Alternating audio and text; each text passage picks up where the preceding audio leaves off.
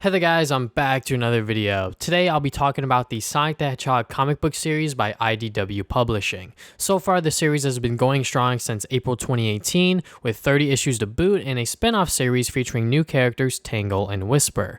In this video I'm going to give you guys my general thoughts on each arc thus far and my hopes for the series moving forward. Spoilers will be discussed in this video to get my full point across for the story, so you have been warned. I already talked about the first 4 issues a while back, stating I was satisfied with the start of this brand new series. These issues are used to set up Sonic's world and his cast of characters. Introducing new characters like Tangle and the villain duo Rough and Tumble made these intro issues special and somewhat important to read.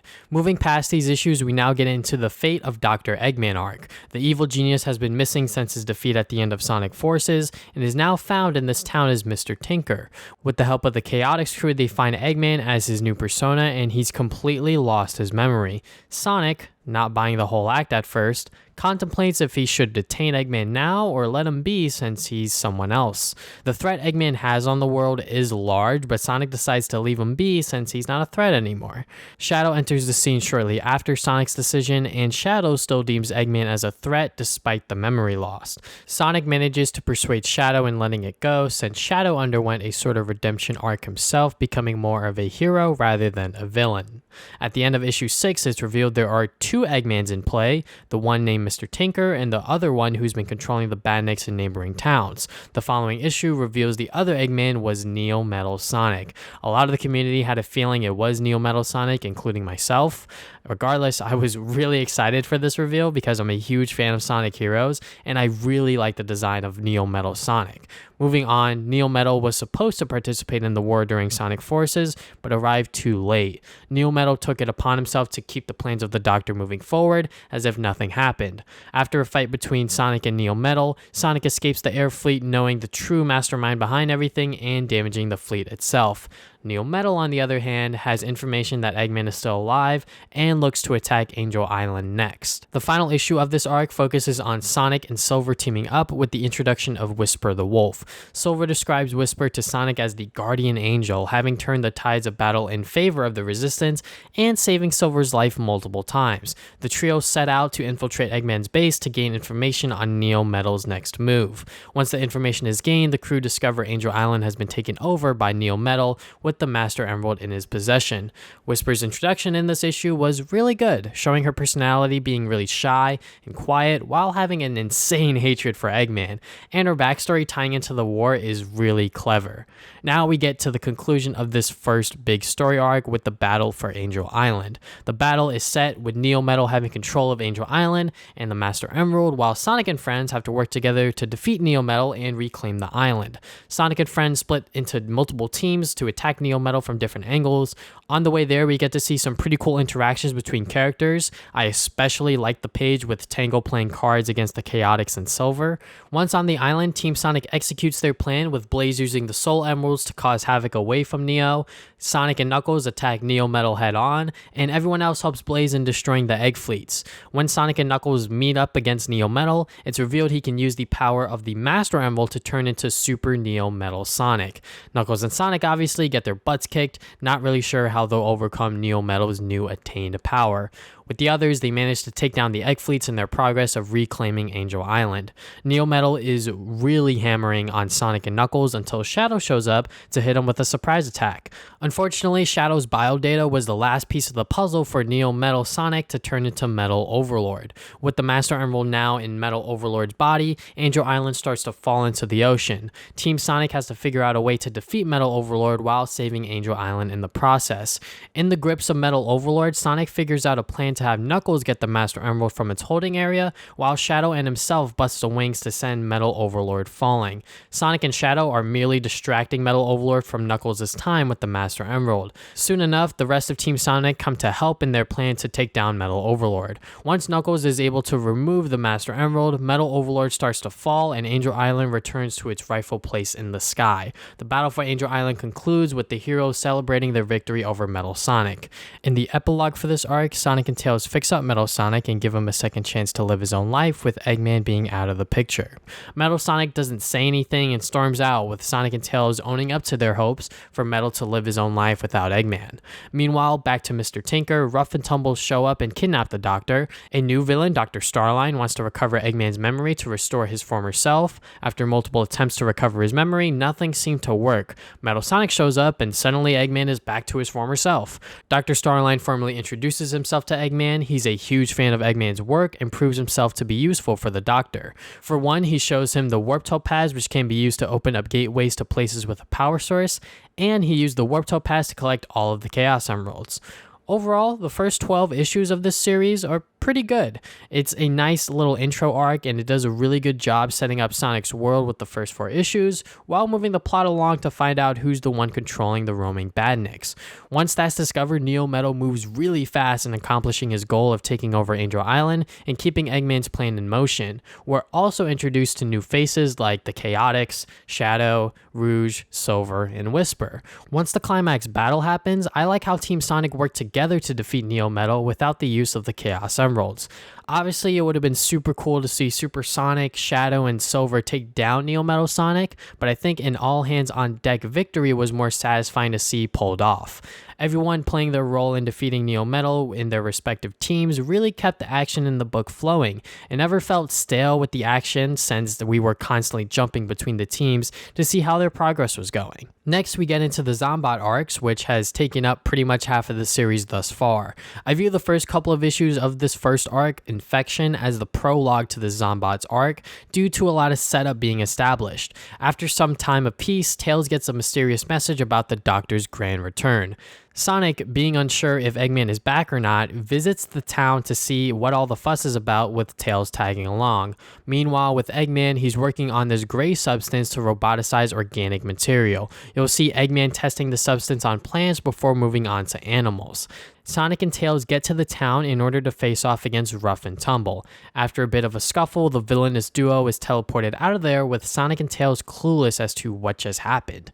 Next issue, Silver gets intel of an Eggman base and Sonic decides to tag along. Here, Sonic finally meets Dr. Starline and knows all about Sonic and his legacy as the Blue Blur. Starline uses the warp topaz to his advantage against Sonic before being backed into a corner. Starline finally confesses what's inside the base along with the access code. Turns out, the code detonated the entire base, with Sonic running in there to save Silver. Starline, reveling in his victory, is quickly yoinked out of there to be greeted by Eggman scolding him due to Starline stealing his destruction of the Hedgehog. Obviously, the Hedgehog duo is still alive, with Silver tired out. Sonic still doesn't know the whereabouts of Eggman or Starline, but Amy suggests they go to an old unguarded Eggman base. Once they arrive, Amy starts digging into Eggman's files. Elsewhere, Eggman is still moving very quickly with his new weapon, now dubbed the Metal Virus. He sends Rough and Tumble to deal with Sonic and Amy with the Metal Virus and a big drill to help. Only obtaining some information, alarms start sounding and the villainous duo burst onto the scene. After disposing of the drill, Rough and Tumble decide to pull off their last resort, which ends up being the Metal Virus. Once infected, it's revealed to the heroes that touching the infected will infect yourself, and attacking them doesn't do any meaningful damage. After sending Rough and Tumble down the abyss, Sonic now has caught the infection, and Eggman's plan for world domination is now in motion. From here, we see how the Metal Virus starts to infect Sonic's world. Eggman starts dumping the virus on towns directly, which slowly spreads throughout the world. Sonic and Tails start doing research on the virus to find a cure and possible temporary solutions. Sonic can run the virus off to keep it from fully infecting him. As the infection spreads, we see how other Team Sonic members interact with the virus, starting with the Chaotix crew. In a state of panic and chaos, Team Chaotix try their best in fleeing town while saving as many people as possible.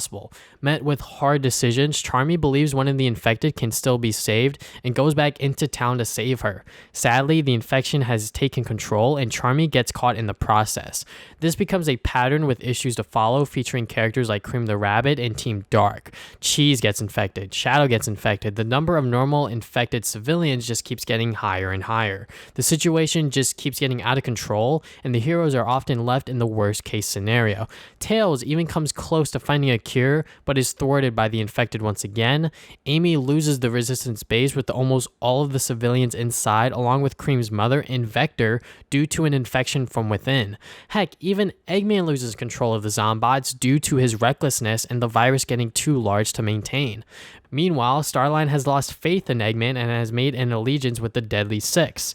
If you know the Deadly Six, they already betrayed Eggman once before, so obviously they betrayed Starline too. The Deadly Six now become the main villain of this arc moving forward, while Eggman forms an alliance with Sonic and friends to get the situation under control. As for Starline, he's thrown into a wormhole to be effectively written out of the story. Sonic recruits the Babylon Rogues for assistance since they've lost so many allies to this infection. It's now a race against time as Sonic running off the infection has become less effective and the situation itself is getting out of hand. Eggman and Tails work together to get the Warp Topaz to manifest multiple portals at a time to collect the 7 Chaos Emeralds from the Deadly Six. Once they retrieve 6 of the Chaos Emeralds, Zavok has turned himself into a giant, being charged up with the last Chaos Emerald's energy. More of Sonic's allies have sadly fallen to the infection, including the Babylon Rogues. Team Sonic makes a hasty effort for Sonic, Silver, and Metal Sonic to go after Zavok to retrieve the final emerald, while Knuckles and the others fight off the incoming Zombots. As the last remaining members of Team Sonic fall to the infection, Sonic and Silver finally get the 7th emerald and transform into their super forms to get rid of the metal virus. In combination with Silver's psychokinesis and the Warp Topaz, Silver is able to pull off every last bit of the metal virus and destroy it in the process. At the end of the issue, the metal virus is gone, but Sonic is now missing. When it comes to this second story arc, I'm indifferent about it. For one, I really like how the main writer, Ian Flynn, showed the impact this virus had on our main cast of characters. Many were devastated in the loss of fellow allies while still moving forward with the mission at hand. On the other hand, this arc is super long. It all starts with issues 13 and 14 as a sort of setup to the metal virus. It starts going into motion in issue 15 when Sonic first encounters the virus, and it keeps going until number 29. Issue 30 is an epilogue to this arc, and it's pretty good. We see everyone worried about what's next to come, the Deadly Six running freely, and where the heck Sonic went. Eggman makes his escape with Shadow trying to pursue. The Deadly Six running around definitely has story potential too. I just hope they eliminate them in the next couple of issues because I'm not a huge fan of them. Eggman going back to square one was expected, so nothing surprising there. And Sonic ends up in Blaze's world, which is pretty exciting for me personally because I love a Sonic and Blaze team up. The Rush games are by far my favorite Sonic handheld adventures. After this issue, I'm definitely excited to see what's coming up next for the folks at IDW with Sonic. But yeah, from issue number 13 to 29, that's 17 issues in total for a zombie-like story featuring Sonic characters. Personally, I'm really over the whole zombie trope in entertainment. I've consumed so much of it in the past 5+ years. Seeing it done with Sonic characters was neat at first, but kind of dragged on for a bit. More people are going to get infected, the virus is going to get out of control. I've seen this played out too many times for me to get really invested.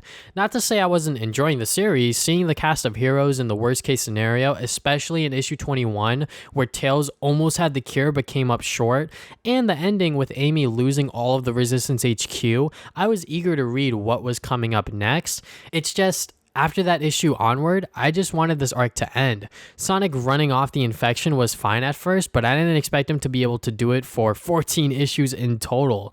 I think if Sonic did get fully infected with the virus, the story could have been more interesting to have the others find out how to win the metal virus war without / against Sonic. Maybe they could have had Silver be the main character after Sonic's infection in this hypothetical version of the story, since Silver helps in the final part of the arc and could bring up Silver's character in a better light. Silver is such a cool / interesting character. It sucks he was introduced in Sonic 06 and only got extra character development in the Archie comics.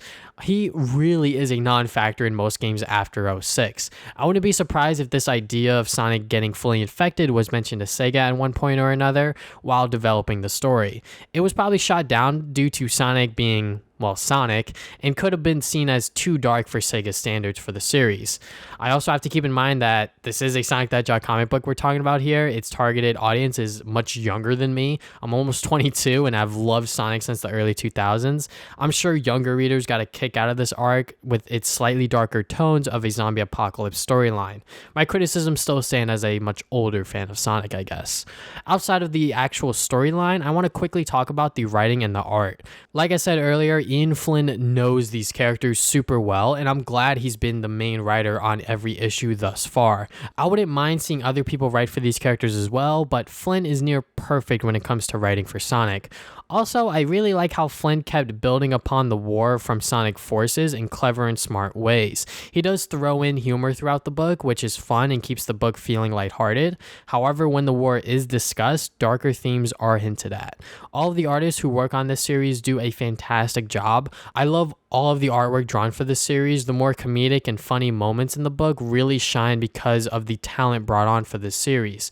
Even some of the art styles I wasn't too fond of at first have really grown on me. In conclusion, the Sonic IDW series still has a lot of potential for really great storylines. The first arc with Neo Metal Sonic was a safe intro arc to get the readers hooked in on what's coming up next.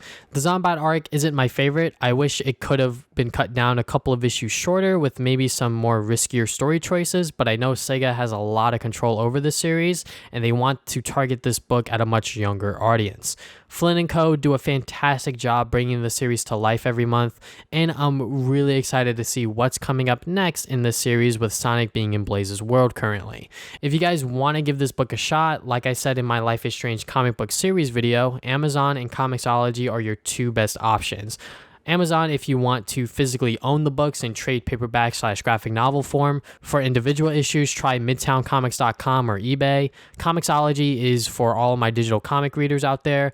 They have everything up to date, individual issues, and trade paperback collections. Thank you guys for watching this video. If you guys haven't already, you can subscribe and put new videos up on Saturdays. You can follow me on social media, Facebook and Twitter to put updates on my future videos. Check out my podcast, the Travis and Damien podcast, over at anchor.fm/Travis Damien podcast, where we talk about games, movies, anime every other week. And if you want to check out my stream, twitch.tv/TV Sonic Gaming, I stream there every week. So yeah, that is all I have for today. Thank you guys for watching this video once again. I'll see you guys next time with more videos. Game on, gamers.